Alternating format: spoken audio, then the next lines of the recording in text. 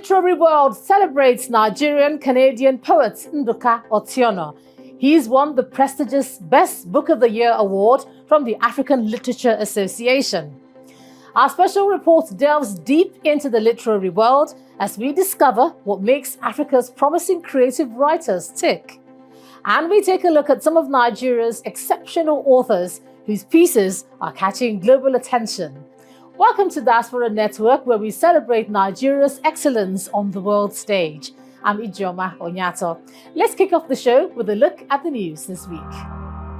President Bola Ahmed Tinubu has expressed his condolences following the death of Nigeria's ambassador to France, Kayode Laro. The late Honorable Ambassador was praised for his dedication to human capital development in Nigeria, and in particular, Kwara State, where he's from. During his career in the Nigerian Foreign Service, spanning 35 years, Mr. Laro served in various international roles, giving him insights into how diplomacy can be used to promote peace, security, and development across the world.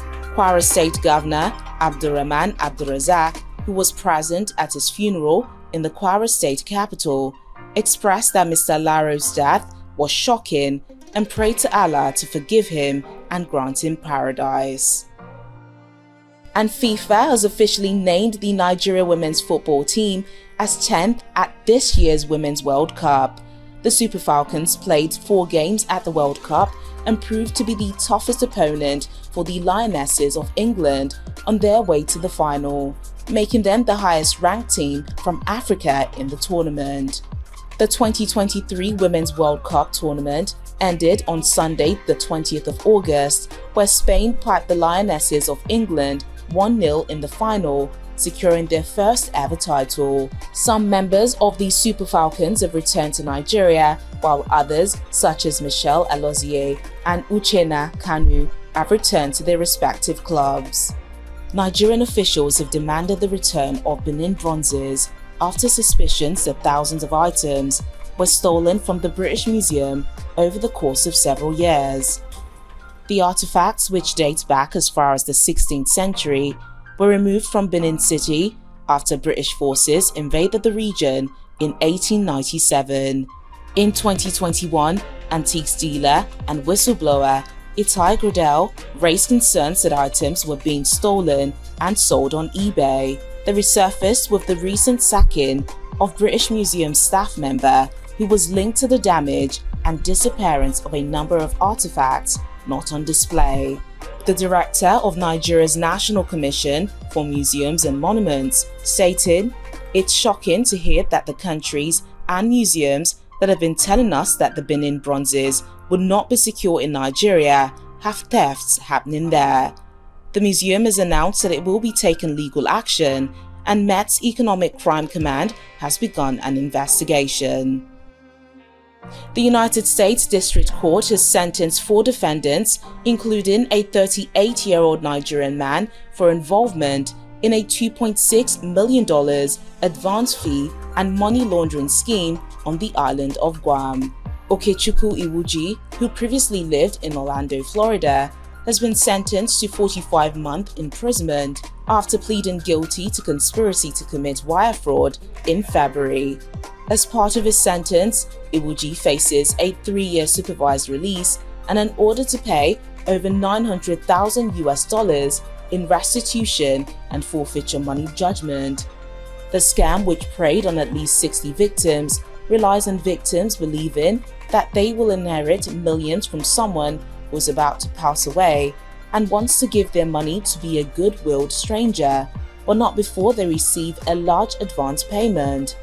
However, according to the FBI special agent in charge, Stephen Merrill, the public should be aware of this scam and that if it's too good to be true, it probably is. Teniola Oyetayo with your Diaspora Network News Wrap from London. Stories are memorable because they take us into the lives and experiences of specific characters. It takes inspiration and skill to do that. Now let's take a look at some of Nigeria's authors who've received global recognition for their originality and creativity.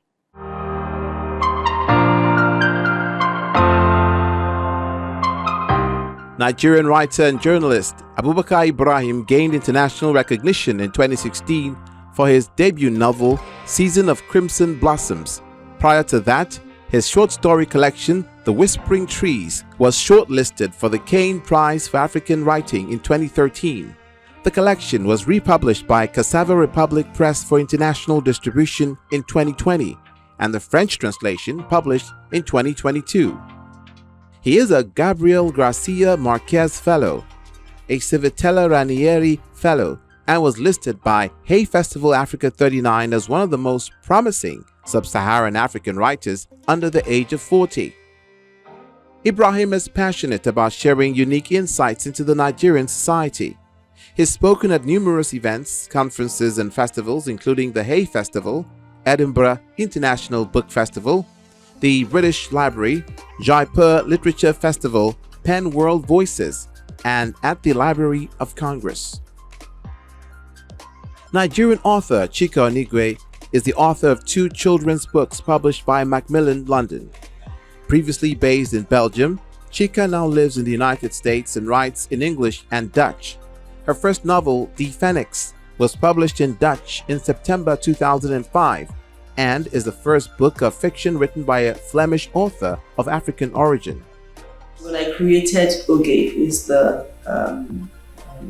protagonist of The Phoenix, I tried to see how she could deal with grief in a foreign tongue, because she's, Oge is here in Belgium. First she's completely new. She's having to learn, a new language and to learn to adapt to this new society, and to learn to deal with the particular sort of loneliness that comes with migration, because there's a particular kind of loneliness that comes with it. So it doesn't matter whether you migrate to the husband who is from the country you're migrating to. For you as a foreigner, there's a certain kind of loneliness that comes with it, and that has always intrigued me. Her second novel, Fata Morgana, was also published in Dutch in 2008 and subsequently released in English in April 2014. She was selected for the Hay Festival's Africa 39 list of 39 sub-Saharan African writers aged under 40 with potential and talent to define future trends in African literature. Chika won the 2003 BBC Short Story Competition and a Commonwealth Short Story Competition Award. In 2004, she was shortlisted for the Caine Prize for African Writing. In the same year, her short story made top 10 of the Million Writers Award for Best Online Fiction, and in 2005, she won third prize in the Equiano Fiction Contest. Named as one of Time magazine's 100 most influential people in 2020, Tomi Adeyemi is an award-winning Nigerian-American writer and short storyteller based in Los Angeles. She is a graduate of Harvard University with an honors degree in English literature. She also studied West African mythology, religion, and culture in Salvador, Brazil. Her first novel, Children of Blood and Bone, debuted at #1 on the New York Times bestseller list, and Paramount Pictures acquired film rights to develop it into a movie. The book also won the 2018 Andre Norton Award for Young Adult Science Fiction and Fantasy, the 2019 Waterstones Book Prize, and the 2019 Hugo Lodestar Award for Best Young Adult Book. I try not to think of her, but when I do, I think of rice. When Mama was around, the hut always smelled of jollof rice. I think about the way her dark skin glowed like the summer sun, the way her smile made Baba come alive. The first inspiration for Children of Blood and Bone came when I was in a gift shop in Salvador, Brazil. And Salvador, Brazil, I think has the most Nigerians outside of Nigeria. So I guess I shouldn't have been surprised about that all the cool things I was discovering came from Nigeria. But when I was in this gift shop and I saw a picture of the Orisha for the first time, and that was mind-blowing because, I'd never seen that. I've never imagined that we could have African gods and goddesses. In 2019, she was named on the Forbes 30 Under 30 list. Tomi also enjoys teaching creative writing on her website, and the site was named one of the 101 best websites for writers by Writers Digest. These are some of the numerous Nigerian authors whose international success attests to their talent and depth in contemporary Nigerian literature.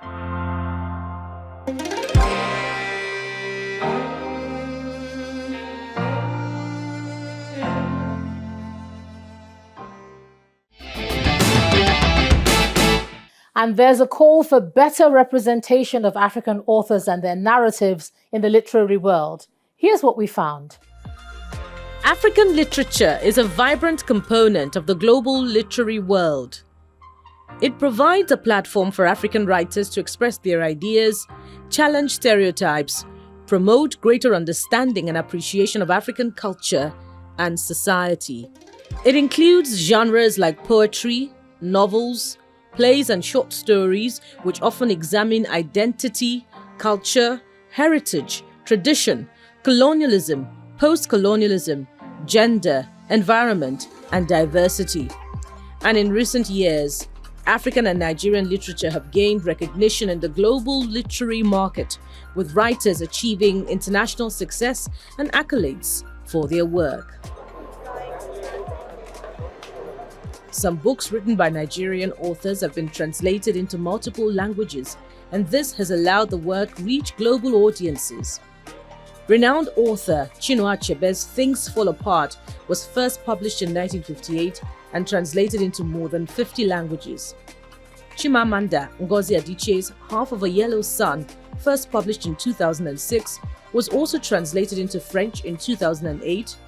A Nigerian-born US-based author Chinelo Okparanta's book, Happiness Like Water, was first published in 2012 in English and later translated into Italian.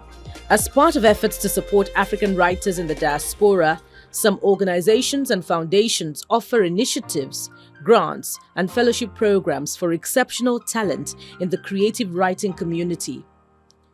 Despite the growing popularity of African literature, there are still challenges of funding, social issues relating to gender, and a significant underrepresentation of African writers and publishers. Still, African literature reflects the stories of people from hundreds of years ago and the people who live now. It's a hugely important part of the literary world as it brings underrepresented voices to the fore and allows them to retell their experiences of the world. Professionals in the field therefore advocate more support for such authors by creating better opportunities for them to tell their stories, more participation in global awards and recognitions, as well as African character representation in books. Well, the jury is still out on that one. Here's the interesting story of a Nigerian-Canadian professor, poet, and journalist with a knack for telling relatable storylines. My career, research, writing, and the courses I teach are filled with stories the streets have told me. Nigerian poet and literary scholar Nduka Otiono is a remarkable name in the world of African literature. Originally from Ogwashuku in Delta State, South Nigeria, he was raised in Kano, northern Nigeria. Professor Otiono then headed for the western states of Nigeria, where he got his first and second degrees from the University of Ibadan. He graduated as a second best student in his bachelor's class in 1987 and best student in literature in his master's degree class 2 years after. In 2011, he obtained a doctorate degree in English and Film Studies from the University of Alberta, Canada, where he won several awards, including the Isaac Walton Killam Memorial Scholarship. He was also nominated for the Governor General's Gold Medal for academic distinction. He then got a postdoctoral fellowship at Brown University, where he was a senior research assistant to the distinguished Professor Chinua Achebe and was appointed a visiting assistant professor. He has authored and co-edited several creative writing books and academic works, including Voices in the Rainbow, The Night Hides with a Knife, and Love in a Time of Nightmares. His most recent book, Displace, was awarded 2023 Best Book of the Year for Creative Writing by global intellectual body African Literature Association. His list honors include 2016 Capital Educators Award for Excellence in Teaching, Carleton University Faculty of Arts and Social Sciences Early Career Award for Research Excellence, two-time winner of the Carnegie Africa Diaspora Fellowship and the 2018 Black History Ottawa Community Builder Award. He also won a Banting Postdoctoral Fellowship, Canada's most prestigious international postdoctoral fellowship, to Carleton University. In addition to his many awards for professional excellence, Professor Otiono has received national recognition in Nigeria, for his contribution to the development of Nigerian culture. He is a former General Secretary of the Association of Nigerian Authors. His research draws from his background as a journalist and cultural activist in Nigeria, with interests spanning cultural studies, oral performance and literature in Africa, post-colonial studies, media and communication studies, globalization and popular culture. His research has appeared in Journal of Folklore Research, African Literature Today, African Cinema, and many more. Professor Otiono is currently an assistant professor at the Institute of African Studies, Carleton University, Ottawa, Canada, where he continues to pass on knowledge to young creative minds. Coming up on Diaspora Network, our conversation with the award-winning Professor Nduka Otiono. Please stay with us.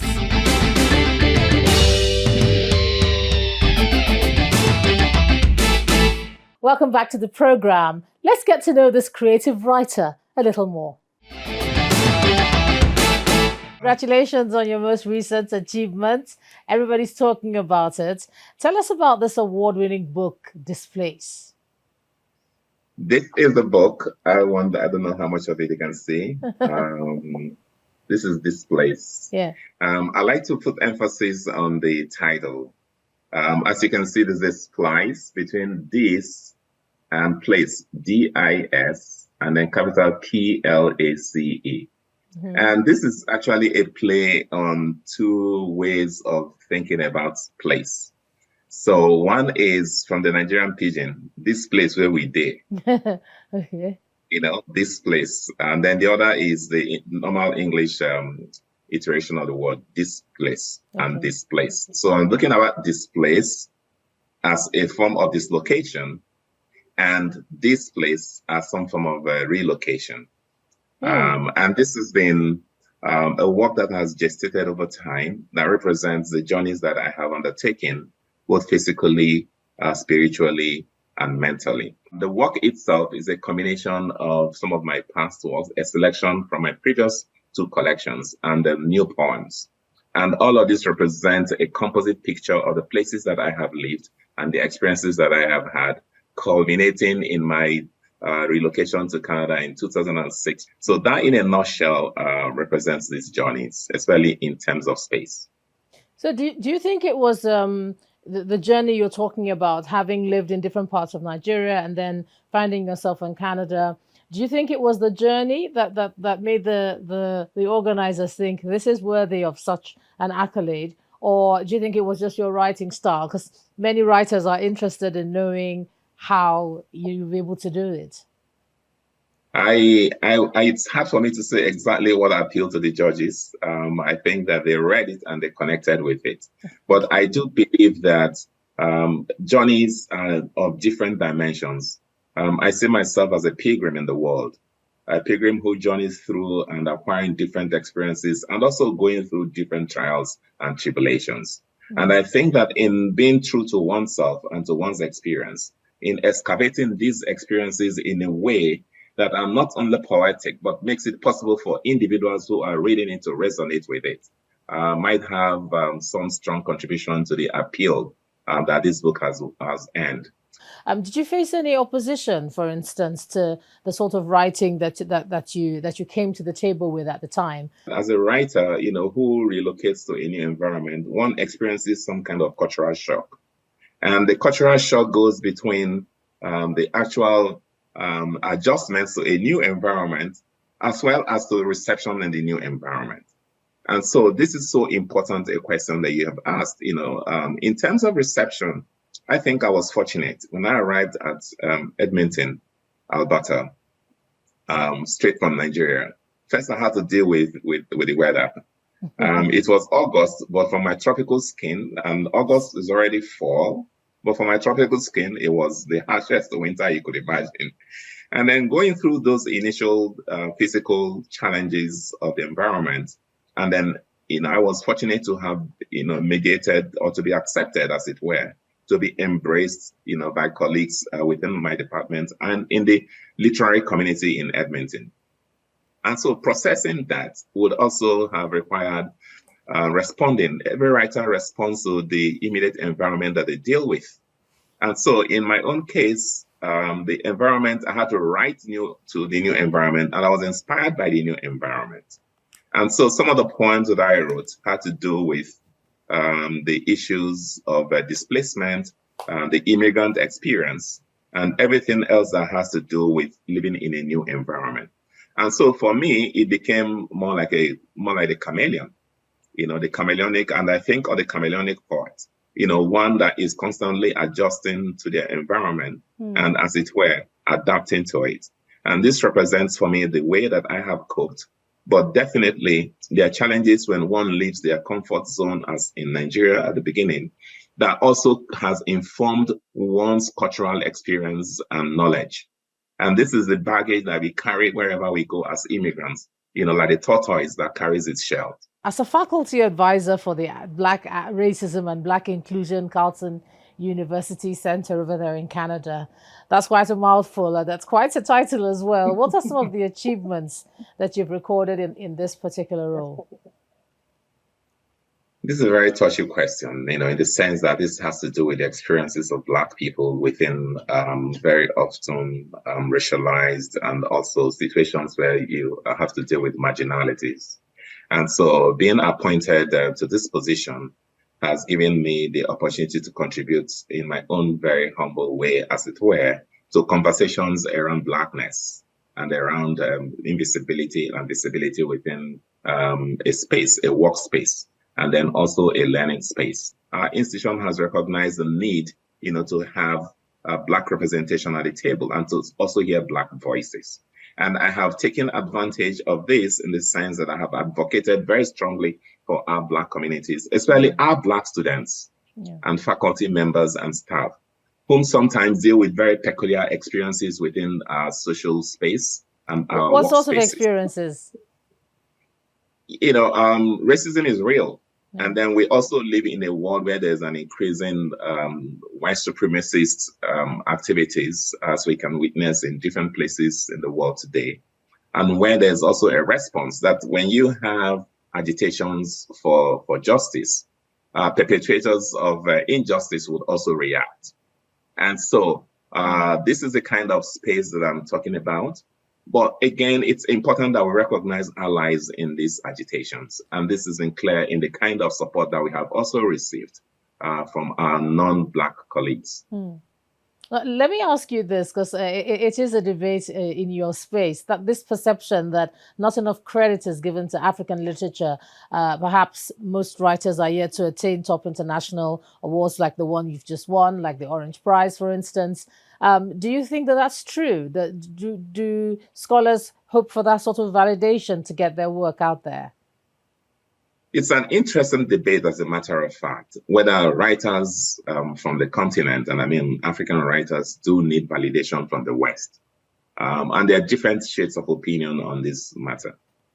So if you write, a culturally specific work, for example, focusing on life in Ogwashuku in Delta State, what are the ways in which this can appeal to a more universal audience, to an international audience that might not necessarily relate to that experience, or that might not, as a matter of fact, understand all of its nuances? But I think that the debate has gone beyond that with the publication of Things Fall Apart, which has enjoyed translations into about 61 languages. And then also more recently, we have the example of Chimamanda, who has also earned some of this very high international recognition. There are a lot of other African writers across the continent who have earned their own recognition. And it's important to see as well that within the continent, prizes and other forms of recognition are being set up, as a way of saying, well, yes, these things exist, writing exists in an international space, but we also do have a way of recognizing and validating our own work. So I think that the international prizes are important because they help draw attention within a universal scale to the work being done by African writers. But a more important way of expressing our works these days is the internet. Young writers and every writer would always deal with the politics of publishing. Unfortunately, there is no fairness in regard to that, because publishers are business people in the first instance. And so they have to determine what is their audience for any book they're going to publish, how much is this book going to sell, and there are so many other considerations that are in play, when publishers decide to publish. Unfortunately, sometimes, as you have rightly noted, this also influences the choice of topic, whereby African writers and home-based writers or diaspora-based writers think about an international audience, and this shapes the content of their work. How legitimate these works are in terms of the experiences that they deal with is something that we can debate. But I do think that every writer would have to choose what represents their own mission and their own topic and the subject matters that they want to deal with. Some will not care whether they receive any prizes or not, and I don't think that prizes are the ultimate measure of a great work, because there have been writers who have lived in their lifetime without any high reputation. Ultimately, I believe any great piece of work that is authentic in its treatment of its subject matter will connect with other people across the world, because culture is universal in a certain kind of sense that experience is what drives culture. Creativity has to be spurred. You know, it's not just enough that individuals feel the compulsion to create pieces of art. It's also necessary that the enabling environment is there, one that allows a complete infrastructure for the production and consumption of material culture to take place, also of intellectual production. So the last one is going to be a 2-in-1. Who are your mentors? Obviously, the word mentor means so many things to different people. Who are you reading right now? I have been very much fascinated by the support of Chinua Achebe and Isidore Pewo, both of whom are late. And then at the level of reading right now, I have continued to read the work of Derek Walcott, you know, the St. Lucia poet, Nobel laureate. What's next for Professor Otiono? What next? No pressure. I am currently... Oh, Ijoma, this is one that is just prying at one information I thought I was just going to keep a bit to my chest. But now that you have you asked that question, I am actually thinking about an anthology of young people, Nigerians, young poets under 40. This is something that I will talk about more, but I'll just leave it at this moment. It's time to look at what the younger generation are producing in terms of poetry, and to see what are the emergent trends. This becomes even more significant considering that the last LNG Prize, which was for poetry, had a short list of 3 younger Nigerian poets. So I am looking at that, and I think I'm interested to collaborate to produce a book in their honor to celebrate them. All right. ALA Best Book of the Year Award, Professor Nduka Otiono. Thanks a lot for joining us on Diaspora Network, and congratulations once again. Thank you for having me, Ijoma, and I wish you all the best. You're welcome. Well, that's a remarkable way of taking real-life experiences and making them into relatable storylines that inspire others. And that's the show. You can catch all episodes of Diaspora Network on our YouTube channel. And of course, there's much more on our website. I'm Ijoma Onyato. See you next time.